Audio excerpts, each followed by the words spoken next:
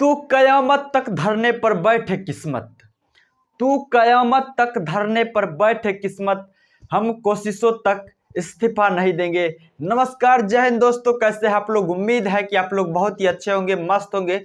दोस्तों आप लोग का स्वागत है हमारे इस चैनल पर। दोस्तों आज हम लोग पॉलिटी में एक बेहतरीन टॉपिक प्रधानमंत्री और मंत्रिमंडल को जानेंगे, तो आप लोग इस वीडियो को अंत तक देखें ताकि सारी बातें आप लोग को समझ में आ सके। दोस्तों प्रधानमंत्री में दो अनुच्छेद बहुत ही इंपॉर्टेंट है जो बार बार एग्जाम में पूछे जाते हैं, एक अनुच्छेद 74 और एक अनुच्छेद 75। हम सभी अनुच्छेद को बारी बारी से पढ़ेंगे जितने भी प्रधानमंत्री एवं मंत्रिमंडल के अंतर्गत आते हैं, तो बने रहिए आप लोग इस वीडियो में अंत तक। सबसे पहले हम लोग अनुच्छेद 74 को देखते हैं। अनुच्छेद 74 क्या कहता है, तो अनुच्छेद 74 के तहत राष्ट्रपति को सलाह एवं सहायता देने के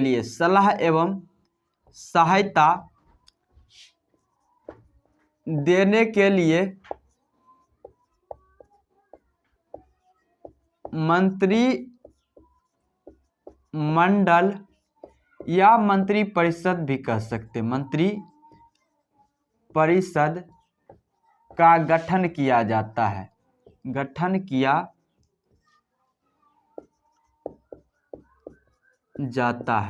अनुच्छेद 74 के तहत राष्ट्रपति को सलाह एवं सहायता देने के लिए मंत्रिपरिषद या मंत्रिमंडल का गठन किया जाता है, और मंत्रिमंडल का जो प्रधान होता है ये प्रधानमंत्री होता है। राष्ट्रपति जो होते हैं वो मंत्रिपरिषद के सलाह पर कार्य करता है। 44वां संविधान संशोधन 1978 के तहत संविधान में यह जोड़ा गया कि मंत्रिपरिषद जो राष्ट्रपति को सलाह देगा उसको राष्ट्रपति एक बार पुनर्विचार के लिए लौटा सकता है। उसके बाद जो मंत्रिपरिषद सलाह देगा राष्ट्रपति को, उसको मानने के लिए राष्ट्रपति बाध्य होगा। मान लीजिए कि कोई भी सलाह राष्ट्रपति को मंत्रिपरिषद दिया, अगर राष्ट्रपति को लगे कि इस सलाह से देश का नुकसान हो सकता है, देश का माहौल बिगड़ सकता है, ऐसी स्थिति में राष्ट्रपति उस सलाह को मंत्रिपरिषद के पास पुनर्विचार के लिए लौटा देगा। उसके बाद जो सलाह मंत्रिपरिषद देगा उसको मानने के लिए राष्ट्रपति बाध्य होगा, और मंत्रिपरिषद जो सलाह राष्ट्रपति को देता है उसको किसी भी न्यायालय में चुनौती नहीं दिया जा सकता है। दोस्तों मंत्रिपरिषद या मंत्रिमंडल कितने प्रकार के होते हैं इसको जानते हैं हम लोग।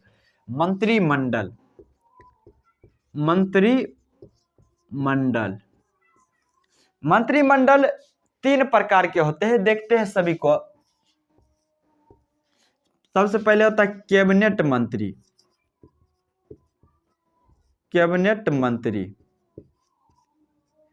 एक होता है राज्य मंत्री, कैबिनेट मंत्री, राज्य मंत्री, और होता है उपमंत्री या स्वतंत्र प्रभार मंत्री। दोस्तों कैबिनेट मंत्री किसे कहेंगे, राज्य मंत्री किसे कहेंगे, उपमंत्री किसे कहेंगे, इसको समझते हैं। तो सबसे पहले कैबिनेट मंत्री को देखते हैं। कैबिनेट मंत्री बड़े मंत्रालय के मंत्रियों को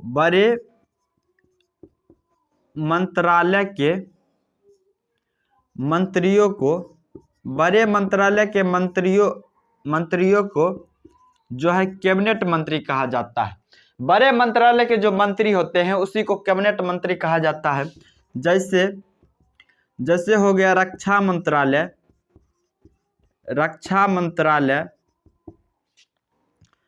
शिक्षा मंत्रालय, विदेश मंत्रालय,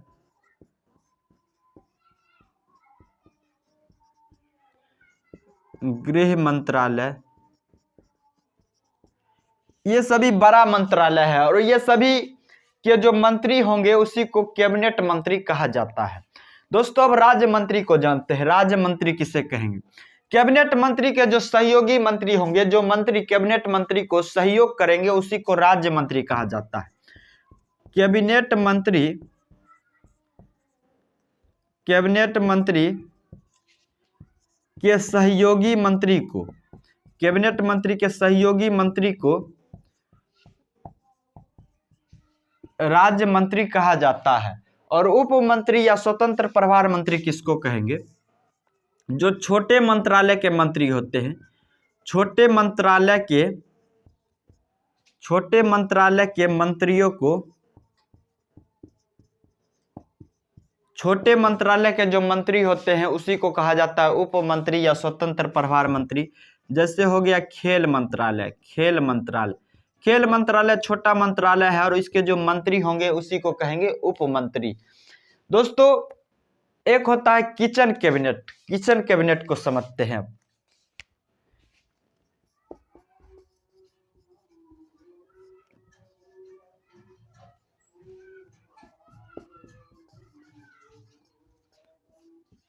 किचन कैबिनेट, किचन कैबिनेट क्या होता है कि प्रधानमंत्री के कुछ खास मंत्री के समूह होते हैं, उसी को किचन कैबिनेट कहा जाता है। प्रधानमंत्री के खास मंत्रियों के समूह को, खास मंत्रियों के समूह को किचन कैबिनेट कहा जाता है। और किचन कैबिनेट में मंत्रियों की संख्या 15 से 20 होता है। मंत्रियों की संख्या 15 से 20 होता है किचन कैबिनेट में। दोस्तों केंद्र सरकार में प्रधानमंत्री सहित लोकसभा के कुल सदस्यों का 15% से ज्यादा मंत्री नहीं रह सकता है। ये कहा गया है 51वां संविधान संशोधन, 51वां संविधान संशोधन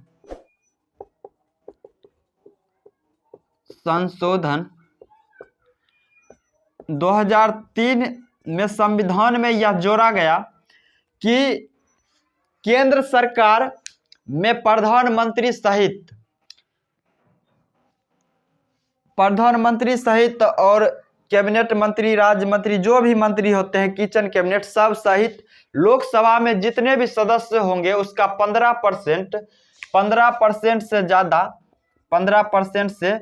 ज्यादा मंत्री नहीं रह सकता है। यह कहा गया है 51वां संविधान संशोधन 2003 में संविधान में यह जोड़ा गया। दोस्तों मंत्रिमंडल जो होता है वो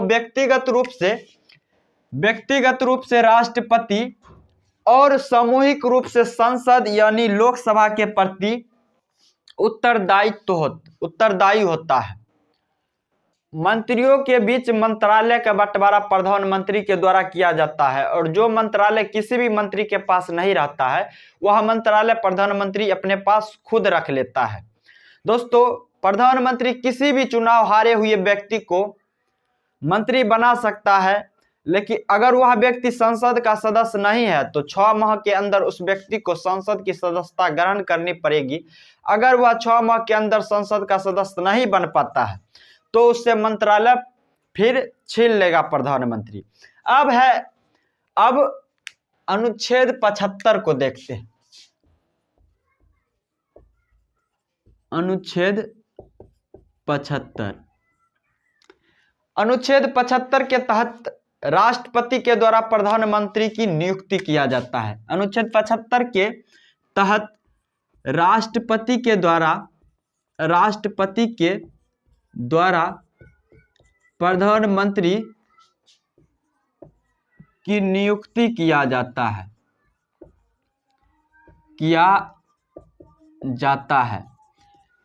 अनुच्छेद 75 में क्या है? अनुच्छेद 75 के तहत प्रधानमंत्री की नियुक्ति राष्ट्रपति के द्वारा किया जाता है। अब आपसे पूछेगा प्रश्न एग्जाम में, पेपर में आएगा कि अनुच्छेद 74 के तहत क्या होता है। तो अनुच्छेद 74 के तहत राष्ट्रपति को सलाह एवं सहायता प्रदान के लिए मंत्रिपरिषद का गठन किया जाता है। और अनुच्छेद 75 के तहत पूछेगा कि प्रधानमंत्री की नियुक्ति राष्ट्रपति किस अनुच्छेद के तहत करता है। तो अनुच्छेद 75 के तहत। इस चीज को याद रखेंगे। और प्रधानमंत्री जो होते हैं वो राष्ट्रपति के प्रसाद पर्यटक पद को धारण करते हैं। अब प्रधानमंत्री कौन होते हैं उसको जानते हैं। प्रधानमंत्री लोकसभा में बहुमत दल का नेता होता है।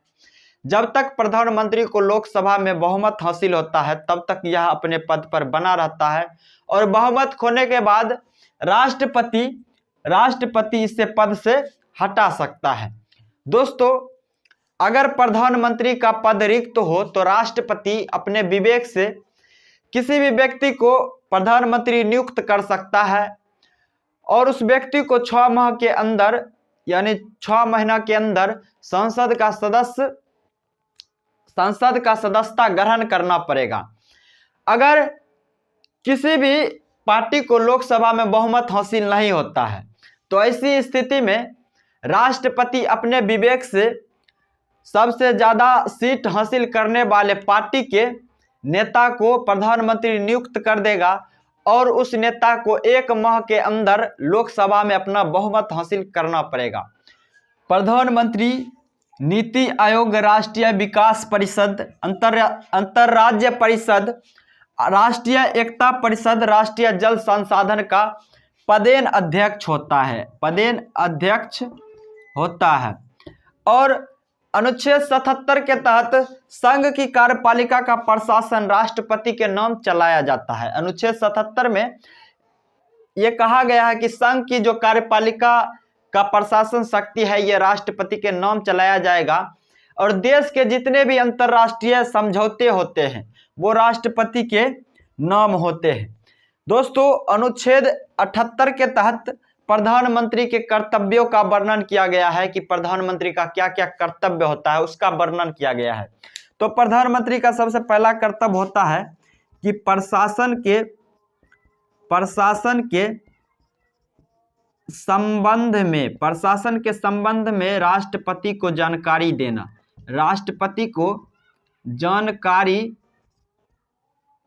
देना और विधि निर्माण यानी कानून निर्माण के संदर्भ में राष्ट्रपति को जानकारी देना।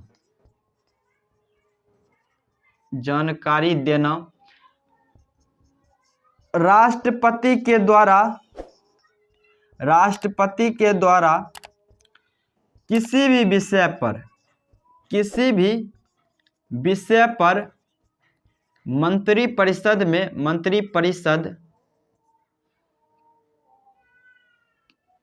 राष्ट्रपति के द्वारा किसी भी विषय पर मंत्रिपरिषद में चर्चा करवाना प्रधानमंत्री का कर्तव्य होता है।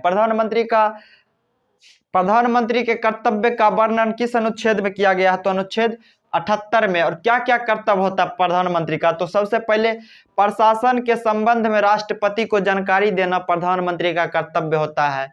विधि निर्माण के संदर्भ में राष्ट्रपति को जानकारी देना यह प्रधानमंत्री का कर्तव्य होता है। और राष्ट्रपति के द्वारा किसी भी विषय पर मंत्रिपरिषद में चर्चा करवाना प्रधानमंत्री का कर्तव्य होता है। भारत के प्रथम प्रधानमंत्री पंडित जवाहरलाल नेहरू थे। पंडित जवाहरलाल नेहरू थे। भारत के प्रथम प्रधानमंत्री पंडित जवाहरलाल नेहरू थे। इनका कार्यकाल सबसे लंबा रहा और ये प्रधानमंत्री के रूप में कुल 17 बार राष्ट्रीय ध्वज को फहराए। दोस्तों, भारत की प्रथम महिला प्रधानमंत्री इंदिरा गांधी थी। और इंदिरा गांधी को आयरन लेडी के नाम से भी जाना जाता है। आयरन लेडी के नाम से इंदिरा गांधी को जाना जाता है। तो प्रश्न पूछता है कि आयरन लेडी के नाम से किन्हें जाना जाता है? तो आयरन लेडी के नाम से इंदिरा गांधी को जाना जाता है। और इंदिरा गांधी भारत की प्रथम महिला प्रधानमंत्री थे। दोस्तों, अभी तक कुल 3 ऐसे प्रधानमंत्री हुए जो राज्यसभा से चुनकर आए थे। वो कौन कौन है उनको देख लेते हैं। सबसे पहले इंदिरा गांधी जो राज्यसभा से चुनकर आई। HD देवगौड़ा ये भी राज्यसभा से चुनकर प्रधानमंत्री बने। और मनमोहन सिंह ये भी राज्यसभा से चुनकर प्रधानमंत्री बने। दोस्तों, अभी तक कुल 3 ऐसे प्रधानमंत्री हुए जिनकी मृत्यु कार्यकाल में ही हो गया। वो कौन कौन है उसको देख लेते हैं। पंडित जवाहरलाल नेहरू जिनका मृत्यु 1964 ईस्वी में हो गया था कार्यकाल में। लाल बहादुर शास्त्री, इनका मृत्यु 1966 ईस्वी में। और इंदिरा गांधी इनका मृत्यु 1984 ईस्वी में हो गया था। ये 3 लगातार प्रधानमंत्री बने जिनकी मृत्यु कार्यकाल में ही हो गया था। दोस्तों, भारत के सबसे युवा प्रधानमंत्री राजीव गांधी थे। राजीव गांधी भारत के सबसे युवा प्रधानमंत्री राजीव गांधी थे। ये 42 वर्ष की अवस्था में, 42 वर्ष की आयु में भारत के प्रधानमंत्री बने। और भारत के सबसे बुजुर्ग प्रधानमंत्री मोरारजी देसाई, भारत के सबसे बुजुर्ग प्रधानमंत्री मोरारजी देसाई थे। देसाई के द्वारा 1977 ईस्वी में भारत में पहली बार गैर कांग्रेसी सरकार बनाया गया था। सबसे छोटा कार्यकाल अटल बिहारी वाजपेयी का था। अटल बिहारी वाजपेयी का सबसे छोटा कार्यकाल था, 13 दिन का, मात्र 13 दिन का इनका कार्यकाल था प्रधानमंत्री के रूप में। और ये प्रथम प्रधानमंत्री थे जिन्होंने, ये प्रथम गैर कांग्रेसी प्रधानमंत्री थे जिन्होंने अपना कार्यकाल पूरा किया था। गैर कांग्रेसी होता है कांग्रेस को छोड़कर अन्य पार्टी से, जैसे अटल बिहारी वाजपेयी भाजपा पार्टी से थे, और ये प्रथम गैर कांग्रेसी प्रधानमंत्री थे जिन्होंने अपना कार्यकाल पूरा किया था। दोस्तों, चौधरी चरण सिंह एकमात्र ऐसे प्रधानमंत्री हुए जिन्होंने अपने कार्यकाल में कभी भी लोकसभा का दर्शन नहीं किया, लोकसभा का सामना नहीं किया। जब तक वो लोकसभा का सामना करते तब तक उनका सरकार ही गिर गया था। दोस्तों, 6 ऐसे प्रधानमंत्री हुए हैं जो पहले किसी न किसी राज्य के मुख्यमंत्री थे, बाद में वो देश के प्रधानमंत्री बन गए। उनको देखते हैं। सबसे पहले मोरारजी देसाई, ये पहले बम्बई के मुख्यमंत्री थे, बाद में देश के, भारत के प्रधानमंत्री बने। चौधरी चरण सिंह, ये पहले अविभाजित यूपी, यानी जब यूपी का विभाजन नहीं हुआ था उस समय ये यूपी का मुख्यमंत्री थे और बाद में ये देश का प्रधानमंत्री बने थे। बीपी सिंह, ये पहले यूपी के मुख्यमंत्री थे, बाद में देश का प्रधानमंत्री बने। पीवी नरसिम्हा राव, ये भी पहले देश के मुख्यमंत्री थे, ये भी पहले आंध्र प्रदेश के मुख्यमंत्री थे और बाद में देश के, यानी भारत के प्रधानमंत्री बने थे। एचडी देवगौड़ा, ये पहले कर्नाटक के मुख्यमंत्री थे और बाद में देश के प्रधानमंत्री बने। और नरेंद्र मोदी, ये भी पहले गुजरात के मुख्यमंत्री थे, बाद में देश यानी भारत के प्रधानमंत्री बने और अभी भी है। तो दोस्तों, इस तरह से आज हमने प्रधानमंत्री और मंत्रिमंडल को अच्छा तरह से समझ लिया है। यह वीडियो आपको कैसा लगा कमेंट करके बताइएगा। अगर अच्छा लगा तो हमारे चैनल को सब्सक्राइब करके अपने दोस्तों में शेयर कीजिएगा। फिर मिलते हैं हम लोग अगले वीडियो में। तब तक के लिए जय हिंद, वंदे मातरम।